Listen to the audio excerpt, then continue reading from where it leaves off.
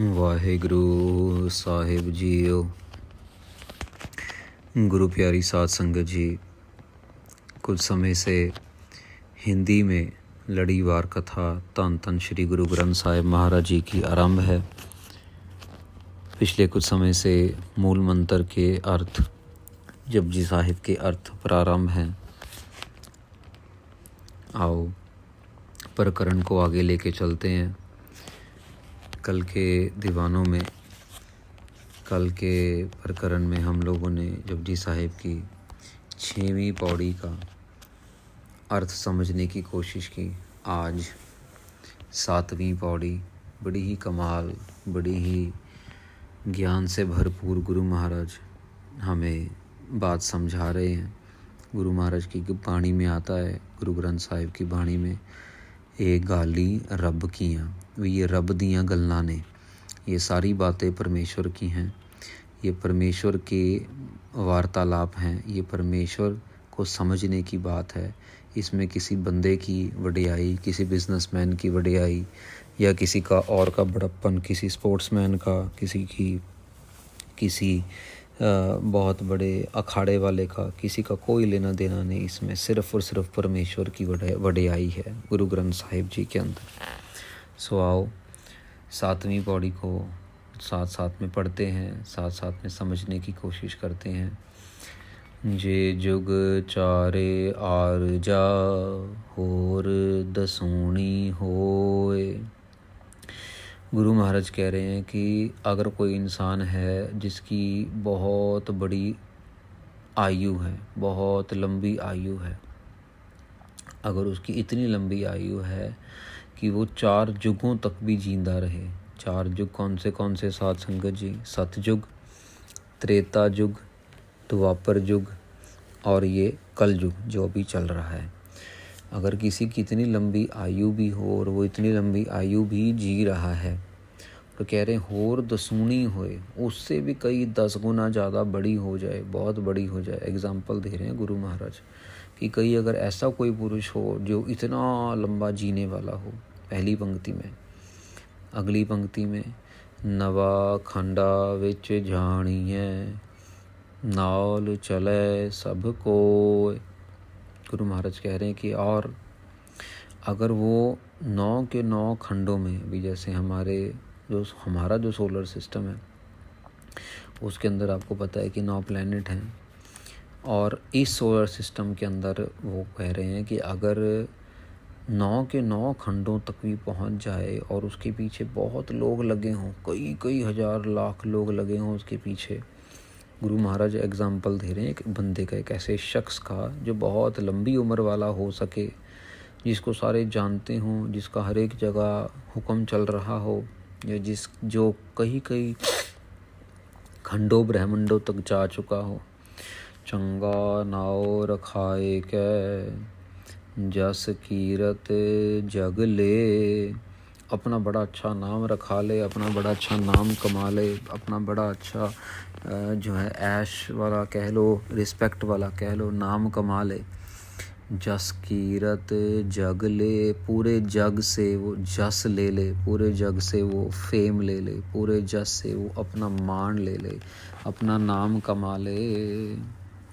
पर गुरु महाराज आगे ज्ञान की बात बताएंगे। देखो साध संगत जी एग्जाम्पल कितना तगड़ा दे रहे हैं, इतना तगड़ा कि जिसकी उम्र इतनी लंबी हो, उसको सारे लोग फॉलो करते हों और अच्छा नाम वो कमा ले, लोगों का इज्जत ले, पर जे तिस नदर न आवई त वात न पुछै के।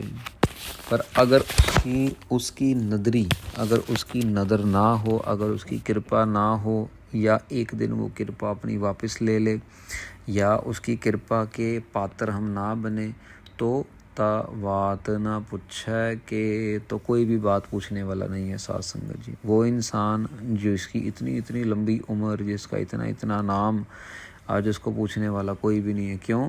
क्योंकि उसकी नज़र नहीं है। इसका एक और अर्थ ये भी बनता है कि इतना नाम कमाने का, इतनी लंबी उम्र करने का कोई फ़ायदा नहीं अगर परमेश्वर की नज़र नहीं तो उसके घर में तेरे को पूछने वाला कोई नहीं। पहला अर्थ है दुनिया में पूछने वाला कोई नहीं, दूसरा अर्थ है उसके घर में, परमेश्वर के घर में तेरी कोई जगह नहीं है। तेरा जितना मर्जी बड़ा नाम हो, कोई प्रॉब्लम नहीं, लेकिन तेरे को उसके घर में कोई जगह नहीं मिलने वाली। और कीटा तो आप समझ सकते हैं कि नदर जो है वो कितनी बड़ी है।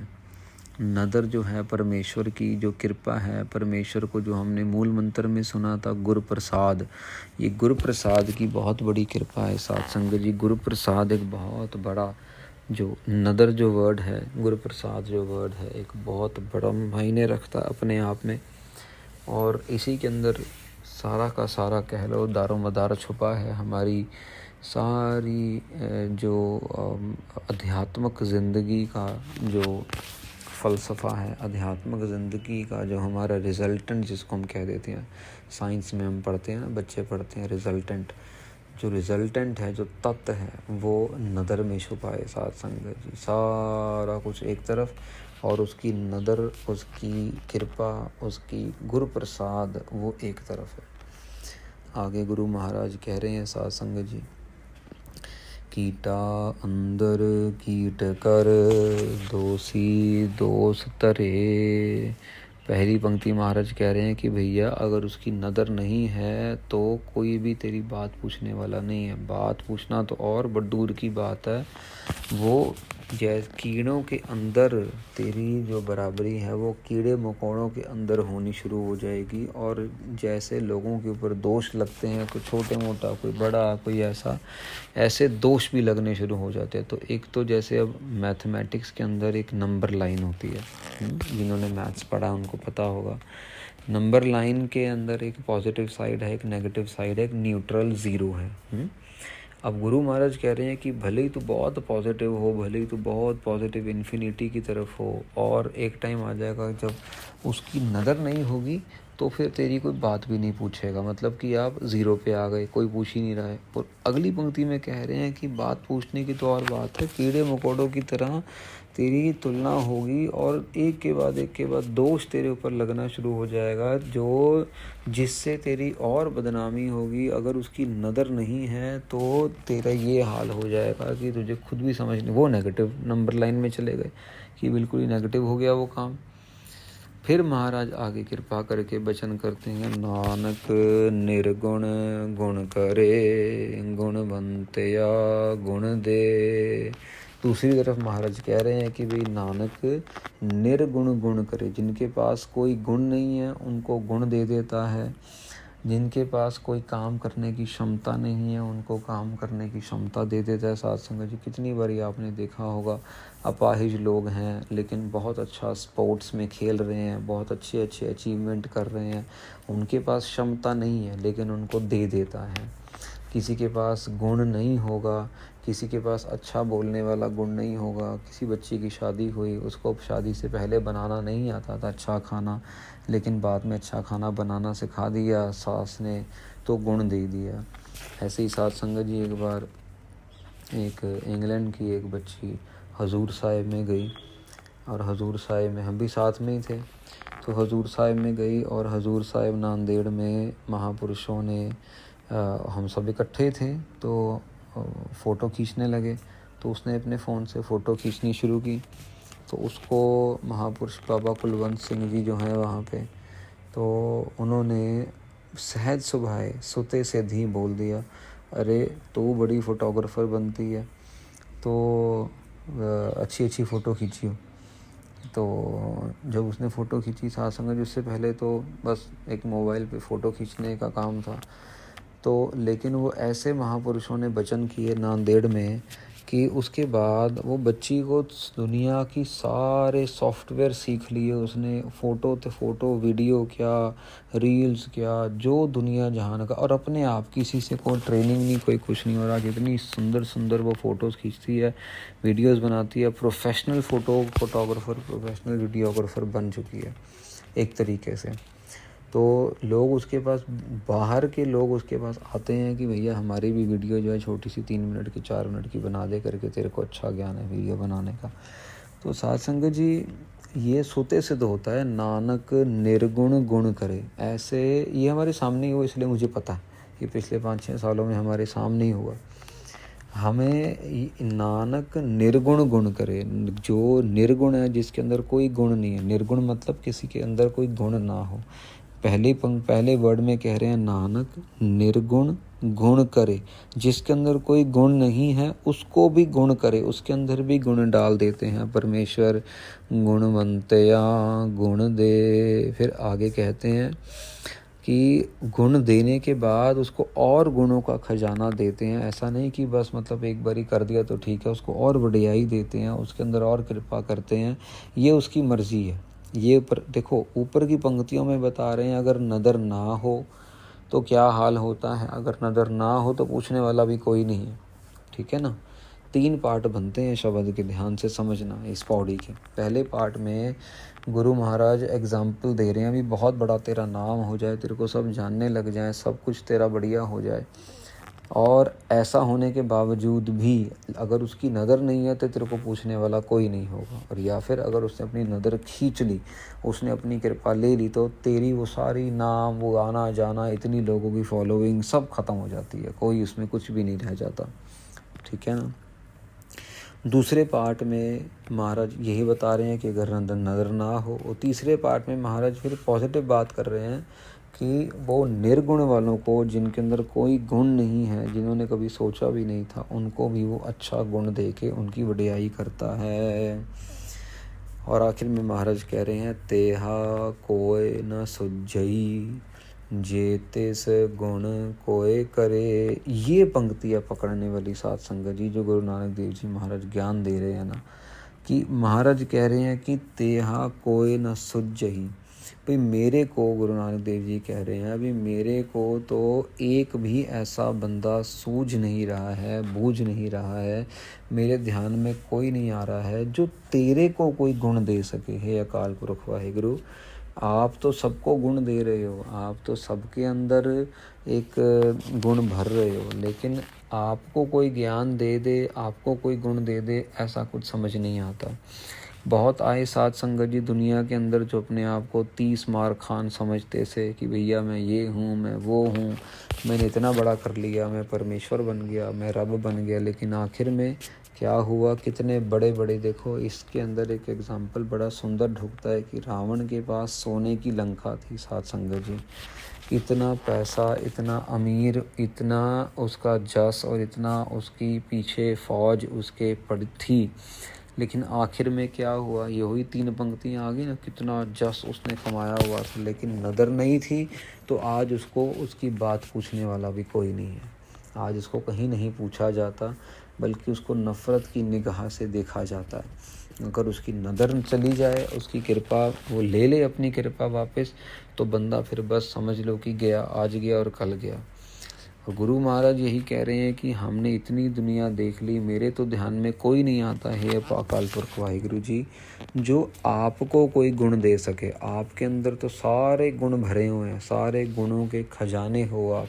अगर किसी को पढ़ाई का गुण चाहिए तो वो आपसे ले ले, अगर किसी को नौकरी का कोई गुण चाहिए वो आपसे ले ले। किसी ने लक्कड़ वाला बनना है, किसी ने प्लम्बर बनना है, किसी ने ड्राइवर बनना है, किसी ने लोहार बनना है, किसी ने सुनियार बनना है, गोल्ड स्मिथ बनना है, वो किसी ने लांगरी बनना है, किसी ने पाठी बनना है, किसी ने ग्रंथी बनना है, किसी ने पंडित बनना है।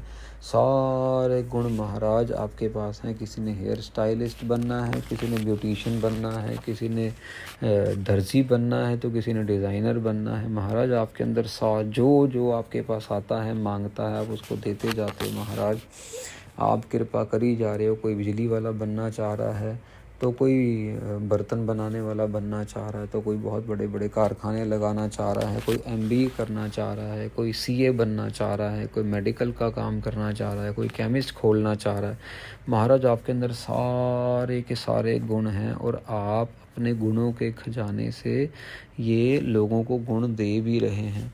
लेकिन आपको कोई गुण दे सके, हमने ऐसा कभी सुना भी नहीं, ऐसा कभी सोचा भी नहीं। तेहा कोय न सुझही, जे तिस गुण कोय करे। जो आपको गुण दे सके, जो आपको कुछ अच्छाई दे सके, ऐसा तो हमने कभी सुना ही नहीं आज तक।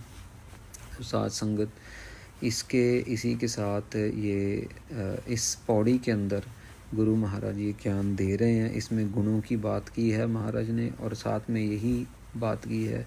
देखो, बात बात के अंदर महाराज सिर्फ और सिर्फ परमेश्वर की वडियाई कर रहे हैं, उसको याद कर रहे हैं और उसके बड़प्पन को जता रहे हैं बार बार बार बार। और यही साथ संगत जी गुरबाणी की पावर है कि इस तरीके से हम सहज स्वभाव परमेश्वर को याद करते हैं जब हम गुरबाणी का जाप करते हैं। तो क्या है, परमेश्वर की याद में हम बैठे बैठे गुरबाणी का जाप करते रहते हैं, और वही हमारा कर्म जो है वो सीधा होता चला जाता है कि हम परमेश्वर के नाम के साथ जुड़े हुए हैं, उसकी याद में बैठे हुए हैं। गुरबाणी पढ़ने का यही लाभ है। साथ संगत जी, इसके साथ 7वीं पौड़ी का जो है वो विचार समाप्त होता है। आओ 8वीं पौड़ी के विचार को आरंभ करते हैं। गुरु महाराज बहुत कृपा कर रहे हैं, बड़े प्यार से, बड़े सरल तरीके से गुरु महाराज अपने विचार करा रहे हैं। 8वीं पौड़ी 8, 9, 10 और 11 साथ संगत जी, ये 4 पौड़ियाँ एक बड़े ही सुंदर कॉन्सेप्ट पे बनाई गुरु नानक देव जी महाराज ने। ये पौड़ी है सुनिए के ऊपर, कि सुनने का क्या महत्व है गुरबाणी में। अगर कोई इंसान सुनता है, मतलब सिर्फ सिंपल सुनता, अपने कानों से सुनता है, तो उसको क्या फल मिलता है, उसकी क्या महत्वता है। गुरु महाराज ने 4 पौड़ियों में सुनने की महत्वता बताई है। फिर उसके बाद 4 पौड़ियों में महाराज ने मानने की महत्वता बताई है कि भी जब आप सुन के मानना शुरू कर देते हो, सुनन के बाद मनन, जब सुनने के बाद मानने की बात आती है तो उसके अंदर क्या प्रभाव है। तो इस तरह महाराज ने पहले 4 पौड़ियाँ सुनिए के ऊपर उच्चारण की, और फिर 4 पौड़ियाँ महाराज ने कृपा करके मनन के ऊपर, मनिए के ऊपर, जो लोग मानते हैं उसकी मानते हैं, उसको मानते हैं, परमेश्वर को मानते हैं, उसके ऊपर उच्चारण की। सो आओ 8वीं पौड़ी आरंभ करते हैं। सुनिए सिद्ध पीर सुरनाथ। गुरु महाराज कह रहे हैं कि सुनिए सिद्ध पीर सुरनाथ। भाई उसको सुनने वाले बहुत बड़े बड़े योद्धे बैठे हैं। उसको कौन कौन सुन रहा है? उसको सुन रहा है सिद्ध लोग, सिद्ध पुरुष उसको सुन रहे हैं, सारे पीर पैगंबर, जो कि कह लो कि धर्म के जो टीचर माने जाते हैं, जो धर्म के जो गुरु माने जाते हैं, पीर।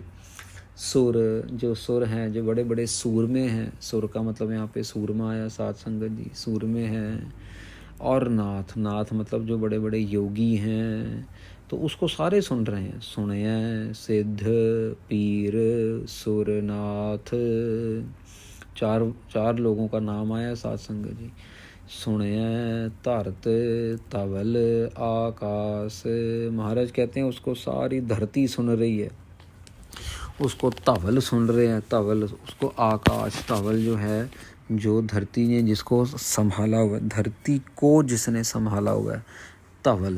जब हम कह देते हैं ना कि जो प्लेट्स हैं, टेक्टिक प्लेट्स हैं, जो टेक्टोनिक प्लेट्स हैं, जो साइंस कहती है जिसको, जिसने धरती को रखा हुआ है, तवल, जिसको हम ग्रेविटेशनल फोर्स कह सकते हैं। हमारे सोलर सिस्टम के अंदर जो भी एक तरीके से समझ लो कि जिस भी फोर्स ने, जिस भी चीज़ ने धरती को संभाला हुआ, उसको धवल कह देते हैं। सुने धरत तवल आकाश, जितने भी आकाश हैं, जितने भी आकाश हैं वो सुन रहे हैं, वो उसको सुन रहे हैं। किसको सुन रहे हैं? अकाल पुरख वाहिगुरु परमेश्वर जी को। सुने दीप लो पाताल, देखो महाराज एक एक करके सबका नाम ले रहे हैं, कह रहे हैं सुने दीप, दीप मतलब जितने भी हमारे समुद्र हैं। उसके बाद लो, लो मतलब कि जितनी भी धरती है, जितनी भी धरतियां हैं, जितनी भी ज़मीन के टुकड़े हैं इस पूरी दुनिया में, लोह, पाताल, पाताल मतलब जितनी भी वो जगहें जो धरती के अंदर हैं। तो आप समझो, पानी भी कवर कर लिया, धरती भी कवर कर ली, और पाताल, पाताल मतलब धरती के अंदर का जो एरिया है सारा, जितनी भी जगह है, वो सब भी उसको सुन रहा है। सुने पोहे न सकै काल। देखो 3 पंक्तियों में बताया कि भी उसको कौन कौन सुन रहा है, ताकि हमें ये एहसास हो सके कि भैया हम कितने छोटे हैं, हमसे तो कितने बड़े बड़े बड़े लोग उसको सुन रहे हैं, कितनी बड़ी बड़ी हस्तियां उसको सुन रही हैं। तो आखिरी पंक्ति में महाराज कृपा करके ज्ञान दे रहे हैं, सुने पोहे न सकै काल। जो जो उसको सुनता है उसको काल, उसको जो मौत है वो उसका कुछ नुकसान नहीं कर सकती। उसको काल जो है साध संगत जी, जो उसको सुनता है उसका जो काल है वो इतना बुरा नहीं होता जितना आम लोगों का होता है। मानना तो ये है, बाबा नानक सिंह जी महाराज कलेरा वाले हुए, वो कहा करते थे कि अगर 2.5 घंटे रोज़ सिख जो है वो नितनेम करे, वाहिगुरु का जाप करे, 2.5 घंटे का दसवंध देना अपने टाइम का, तो आखिरी समय में 5 प्यारे खुद आते हैं उसको लेने के लिए। उसको कोई जमदूत लेने के लिए नहीं आता। यहाँ पे भी महाराज यही कह रहे हैं, सुने पोहे न सकै काल। जो काल है, जो जमदूत है, जो मौत है, वो उसको तंग नहीं करेगी, बड़े प्यार से लेके जाएगी, बड़े ही सत्कार से लेके जाएगी। साथ संगत जी, जितना जितना हम गुरबाणी को अपने जीवन में ढालते चले जाएंगे, उतनी उतनी हमारी जो है जीवन वो सुखमयी होती जाएगी। नानक भगता सदा विगास। महाराज कह रहे हैं कि भक्तों के मन में हमेशा खुशी है, उल्लास है, कि उनके भगत जो हैं वो उसको सुनते रहते हैं।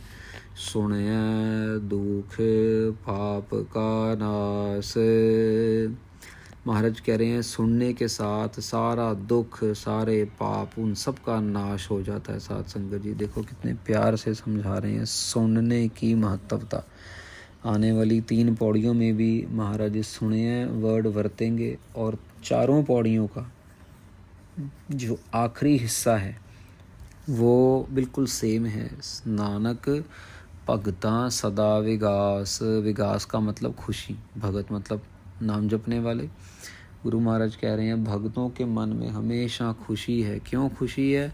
करके सुने दुख पाप का नाश। वो जब नाम जपते हैं तो उनके अंदर का दुख, उनके अंदर के जो पाप हैं जो आए दिन हमसे होते रहते हैं, वो सब नाश हो जाते हैं। सुनने की शक्ति है साथ संगत जी, सुनने की बरकत है ये सारी की सारी।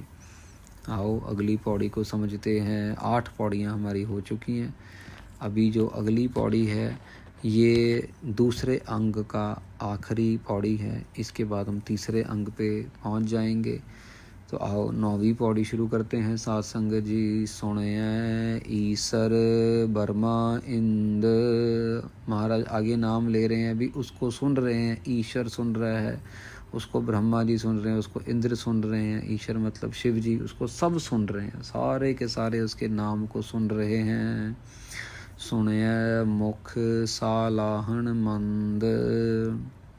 गुरु महाराज कहते हैं कि उसको सुनने से जो जिनके मुंह गंदे हैं, उसको सुनने से, मान लीजिए कोई किसी की दुनिया में किसी का नाम खराब है, लेकिन उसको सुनने से दुनिया में उसका नाम भी अच्छा हो जाता है। सुने मुख सालाहन मंद। जिनके मुंह जो मंदे थे उनको भी लोग सलाहना शुरू कर देते हैं, उनको भी लोग वडियाई देना शुरू कर देते हैं। कितनी बार हमने देखा है साथ संगत जी, विचरते हैं दुनिया में, इतनी बार देखा किसी से कोई गलती हुई होगी, पर वो जब जाप करना शुरू कर देता है, सेवा करना शुरू कर देता है, तो उसकी वडियाई शुरू हो जाती है। हम लोगों ने गुरु ग्रंथ साहिब में आगे कई बारी शब्द आएंगे जिसके अंदर एक गन का पापन, गन का एक प्रोस्टिट्यूट का नाम आएगा। साथ संगत जी एक प्रोस्टिट्यूट हुई गन का, शायद आपने सुना होगा उसके बारे में। कई लोगों के घर खराब किए, कई लोगों के घर बर्बाद किए, क्योंकि प्रोस्टिट्यूट थी, उसका पेशा ही था वेश्वा पुना।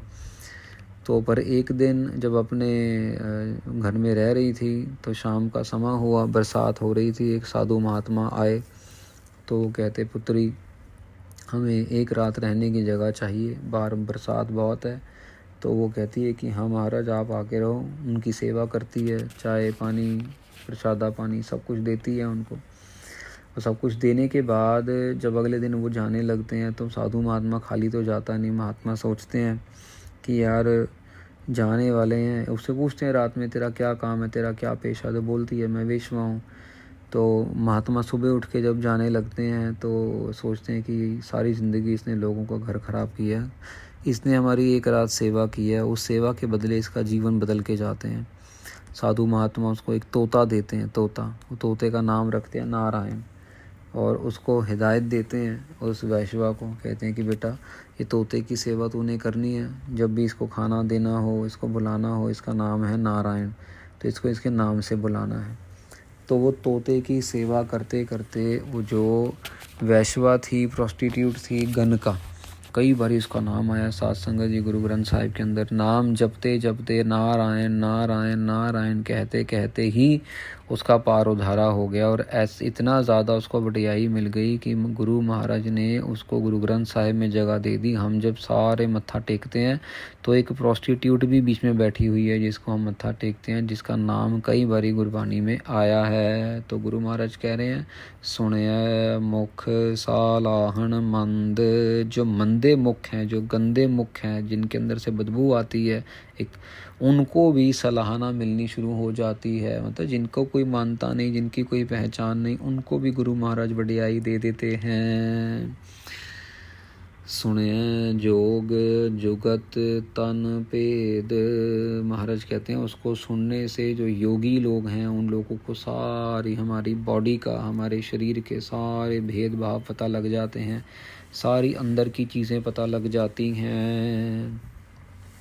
सुने शास्त्र सिमृत वेद, महाराज कह रहे हैं कि उसको सब कुछ सुन रहे हैं, शास्त्रों ने भी सुना है, स्मृतियों ने भी सुना है और वेदों ने भी सुना है। इसका मतलब ये भी है साध संगत जी की सुने, हम किसको सुने?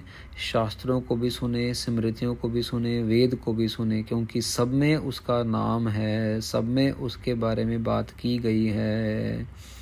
नानक भगता सदा विगास, जो स्मृति, जो वेद हैं, जो शास्त्र हैं, उसके अंदर भी जो लोग बैठे हैं वो भी सब सुन रहे हैं, वो भी, उन लोगों ने भी परमेश्वर को सुना है। नानक भगता सदा विगास, भक्तों के मन में हमेशा खुशी है साध संगत जी। कोई कहीं भी आपको कोई भी ऐसा साधु महात्मा भगत नहीं मिलेगा जो वाकई गुरबाणी से जुड़ा हुआ है, जिसके अंदर एक पल भी कोई मैल मटाव हो या उसके मन में कोई नफरत हो। साध संगत जी, नफरत करने वाला धर्म के मार्ग में नहीं चल सकता। नफरत करने वाला हाँ दुनियावी लोगों को वो खुश कर देगा, लेकिन वो धर्म के नाम पे बिल्कुल ज़ीरो है, फेल है, क्योंकि भक्तों को तो सुन सुन के ही खुशी मिल रही है। सुनया दुख पाप का नाश। अब देखो गुरु महाराज कितनी सिंपल तरीके से बता रहे हैं, भैया अगर आपको अपने दुखों को, अपने कलेशों को, अपने पापों का नाश करना है तो गुरबाणी सुनो, उसका नाम सुनो, उसकी वडियाई सुनो, उसका जस सुनो, और बस बात ख़त्म, सारा दुख ख़त्म, सारा पाप खत्म, कलेश खत्म। एक ही पंक्ति को पकड़ लेते हैं, सुने दुख पाप का नाश। उसको सुनने से सारे दुखों का नाश हो जाता है, सारे पाप जो हैं वो हमारे नष्ट हो जाते हैं साध संगत जी। सो इतनी को सेवा आपने प्रवान करनी। कल तीसरे अंग की शुरुआत से और तीसरी पौड़ी सुनिए की तीसरी पौड़ी से आपकी सेवा में हाजिर होंगे। आप सबको बधाई हो कि गुरु ग्रंथ साहिब महाराज जी के 2 अंग की कथा जो है यहाँ पे संपूर्ण होती है। जपजी साहिब की 9 पौड़ियाँ। गुरु महाराज इसी तरह हम सबको बल बख्शें, सुनने वालों को भी बल बख्शें और बोलने वाले को भी बल बख्शें कि सच्ची और सुच्ची सरल रूप से हिंदी में ये कथा संपूर्ण हो सके। कल आपके फिर दर्शन करेंगे, तब तक के लिए क्षमा याचना मांगते हैं। वाहेगुरु जी का खालसा, वाहिगुरु जी की फतेह।